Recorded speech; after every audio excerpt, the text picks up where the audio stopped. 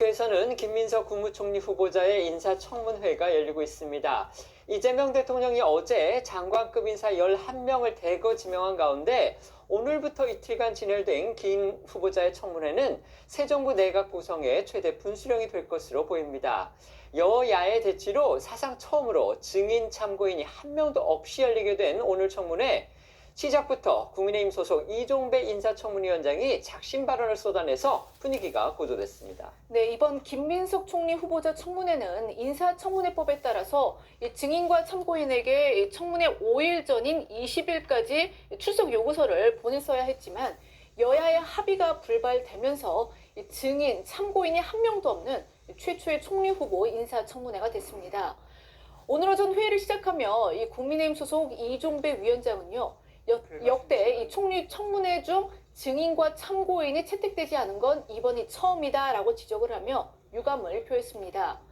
또 김 후보자가 검증에 필요한 자료를 제대로 제출하지 않고 있다는 점도 강조를 하면서 개인정보 미동의 등을 이유로 해서 제출 못 받은 자료가 특이 차원 요구 자료의 73%가 넘는다고도 했습니다. 이종배 위원장은요, 어제도 김 후보자를 향해 답변 제출률이 고작 요구 자료의 25.6%밖에 되지 않는다면서 오후 6시까지 특위 요구 자료를 제출하지 않는다면 법적 조치를 취할 수 있다고도 경고를 했습니다. 그럼에도 불구하고 이후 김 후보자 측이 추가로 내놓은 자료는 거의 없는 것으로 보입니다. 이종배 위원장의 발언 들어보시겠습니다. 2000년 인사청문회 제도가 도입된 이후 이번 청문회와 같이 증인 참고인 채택이 없었던 적은 단 한 번도 없었습니다.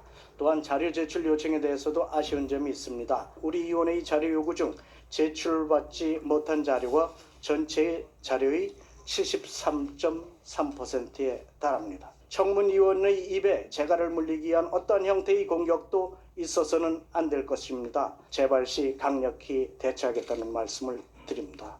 총리로서 행보를 보이고 계십니다. 국회 인사청문회는 형식적인 절차가 아닙니다. 질의에 진지한 자세로 성실하게 답변해 주실 것을 당부드립니다.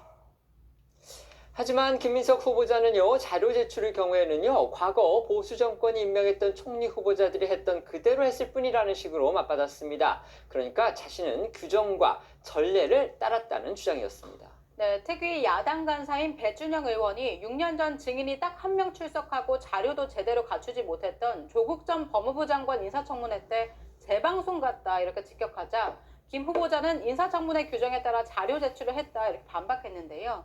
과거 보수 정권이 지명했던 한덕수 전 총리와 황교안 전 총리도 과도한 사생활 침해에 해당하는 경우 등에는 자료 제출에 동의하지 않았다면서 본인이 자료를 내지 않는 것과 야당이 제기하는 의혹에 동의하는지 여부는 별개다 이런 취지로 주장하기도 했습니다. 관련 발언들 들어보겠습니다.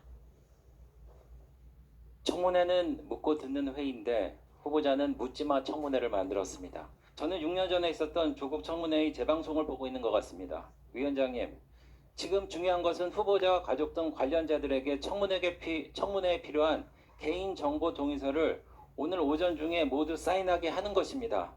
후보자의 다짐을 받아주십시오. 위원장님께서는 이행 안 되면 특단의 조치를 해주십시오.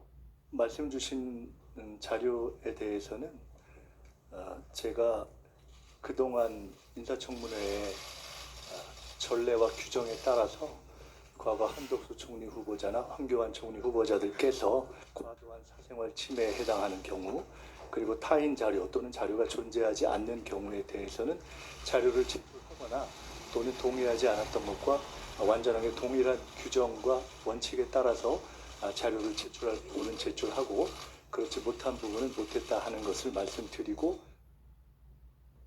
이러자 국민의힘에서는요, 김 후보자 측이 이미 낸 자료도 상당수가 부실하다 이렇게 다시 공격했습니다.